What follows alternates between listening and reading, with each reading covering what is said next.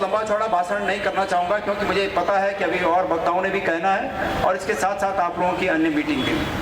तो मैं बहुत कम समय में उम्मीद करता हूँ कि अपनी बात को पूरा करूँ। मैं बैठे बैठे अभी सोच रहा था और मैं मन में ये सोच रहा था कि मैं नवनिर्वाचित पदाधिकारियों को और उनके साथ आए हुए प्रदेश के जगह जगह से आए हुए तमाम उन साथियों को जो उनके सपोर्ट में आए हैं, जीते हुए पदाधिकारियों के सपोर्ट में आए हैं, उनके समर्थक हैं, मैं उनको अध्यक्ष के रूप में क्या संदेश दे सकता हूं।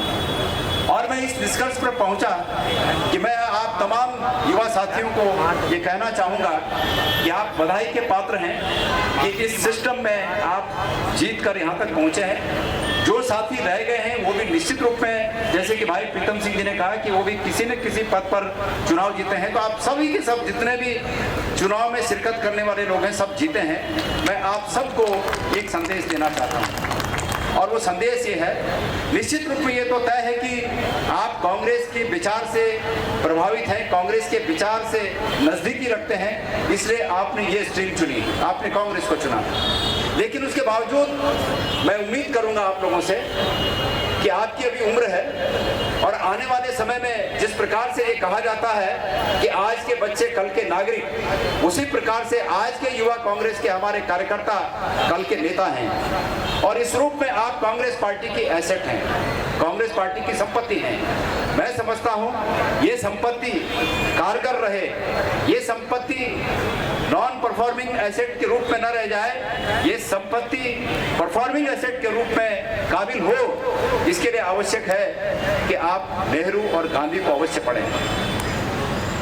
नेहरू और गांधी के वाद को, नेहरूवाद को, गांधीवाद को जिस कार्यकर्ता ने, जिस युवा कांग्रेस के पदाधिकारी ने नेहरूवाद को और गांधीवाद को अपने अंदर आत्मसात कर लिया, वो निश्चित रूप में एक दिन कांग्रेस की संपत्ति बनेगा, कांग्रेस के लिए कारगर बनेगा, मेरा विश्वास है। मेरे साथियों, जीवन में जब जब मौके मिले हमें अपने को दुरुस्त करने के लिए, अपने विचारों को दुरुस्त करने के लिए, अपनी आदतों को दुरुस्त करने के लिए किसी न किसी को अपने अंदर आत्मसात करना होता है। मैं अपना उदाहरण यहाँ पर देना चाहूँगा बहुत शॉर्ट में।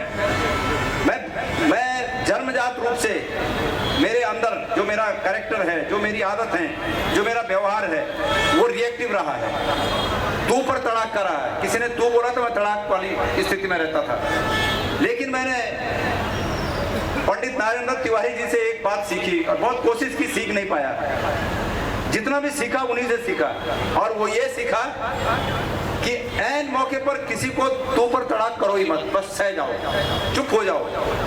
मैं अभी भी कोशिश करता हूं कि ऐसी स्थितियों में मैं चुप हो जाऊं, लेकिन अंदर से जो कैरेक्टर होता है वो तो बाहर आता ही है। फिर भी कोशिश करता हूं और उनको याद करता हूं उस समय। अगर मुझे उस समय वो याद आ गए तो बात समझ जाती है। उनके अंदर ये विलक्षण प्रतिभा थी कि अगर उनको मुंह पर भी किसी ने कुछ बोल दिया, और भाई आर्येंद्र शर्मा जी तो मेरे और उनके बीच के कई मौकों के गवाह हैं, जिसको कि मैंने राजनीति में भोगा भी। लेकिन ये बहुत बड़ी बात है कि उस समय पी जाओ और बाद में शांत मन से सोचकर उस पर जो आपको कहना हो कहें, करें, लेकिन उस समय पी जाओ। ये मैंने उनसे सीखा।